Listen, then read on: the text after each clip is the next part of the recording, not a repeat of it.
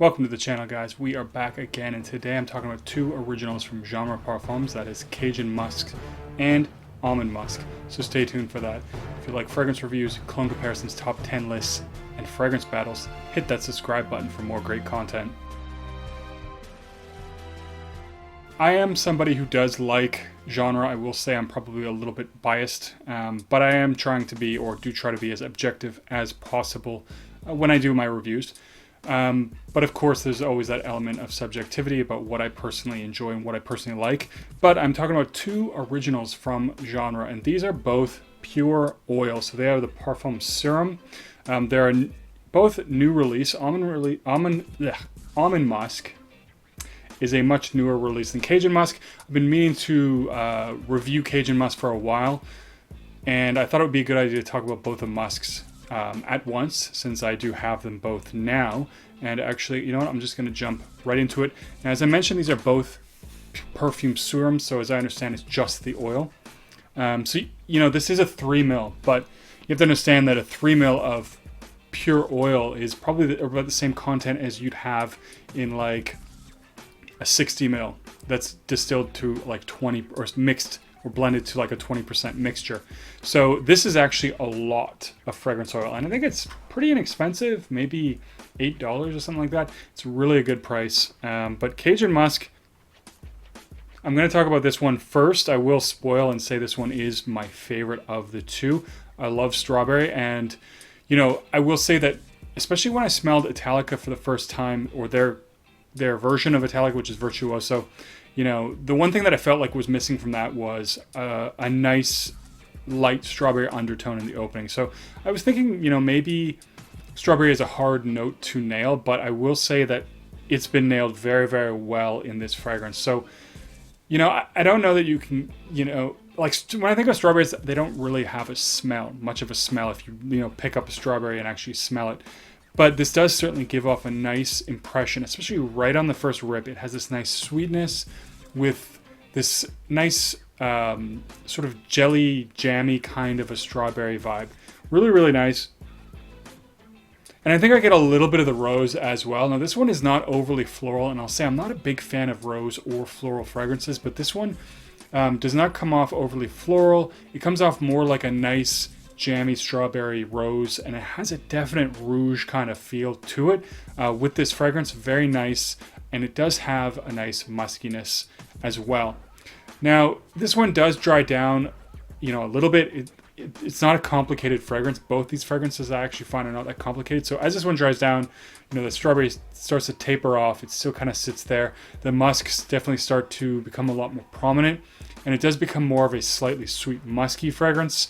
You know, that strawberry does definitely linger deep into the dry down, but it doesn't stay for the whole life of this fragrance. It definitely, as it starts to die off, becomes a musky fragrance. But that's basically the fragrance.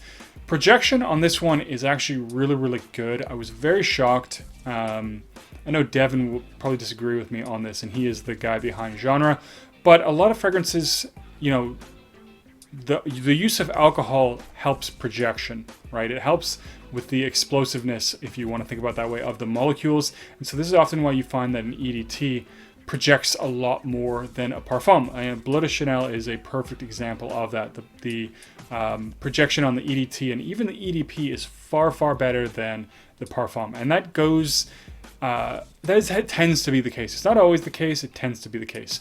But I'm bordering on saying that Cajun Musk is actually a bit of a beast mode fragrance. It has a lot of projection, especially for, you know, pure oil. So really, it's one of those fragrances that's going to last around that 8-hour mark for me, the couple times that I've tried it out. And it's one that you can easily get a very, very nice cloud, like a good cloud, big cloud. Not to give you actual measurements, but I put a little bit on my hand. Somebody's sitting not next to me, on the chair over from me, so, you know, probably about 4 or 5 feet away, could smell this fragrance. That was after about the 3-hour mark. So it definitely has projection to it, definitely has some strength and character to it. And, you know, this goes with both the musks. I feel like they're also really good layering fragrances. So one to try, of course, with Cajun Musk is Oajan. People always talk about it as an apple pie. Now, I don't get a lot of that apple vibe. which is in the Osmanthus.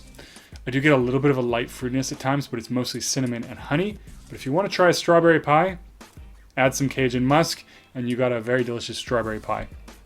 Now, on to Almond Musk. Almond Musk is definitely a little bit different. I find this one, it doesn't... Almond is definitely not the star of the show for me whenever I've tried this fragrance out. It does have a bit of a dry almond note. Now, its listed note is almond milk, but I find that it's not overly creamy or overly milky. It definitely doesn't have a lactonic feel to it, but it definitely does have a bit of this dry almondy feel. And what I actually think, or what I get the most of, is the Ambrette. So within the first 10 to 20 minutes, I get that first 10 to 20 minutes, it's basically a little bit of a dry almond, a little bit of a smoothness with the musk, and a little bit of sweetness, but then the Ambrette quickly overtakes. So if you do like Ambrette as a note, this is absolutely one to try, Almond Musk. It does have a very potent Ambrette, and to me, the Ambrette, once it takes center stage, is the dominant note for the rest of the fragrance life. It just sticks around. It stays there. The almond is there, but it's more sort of subtle, a little bit behind the Ambrette.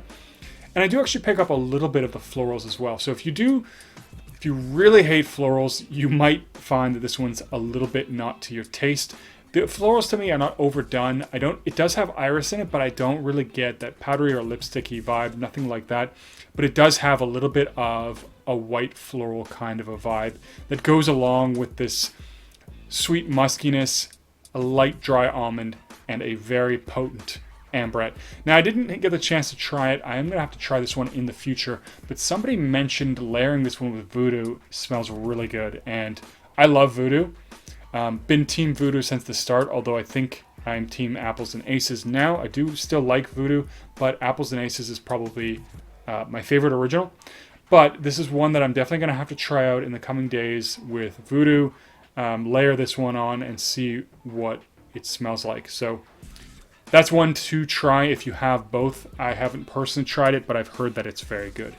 Anyways, performance in this one is actually, to me, even better than Cajun Musk in some ways. The longevity is really good, so even when I could barely smell Cajun Musk, this one is still sticking around. So especially that musky Ambrette vibe stays around closer to the 10-hour mark.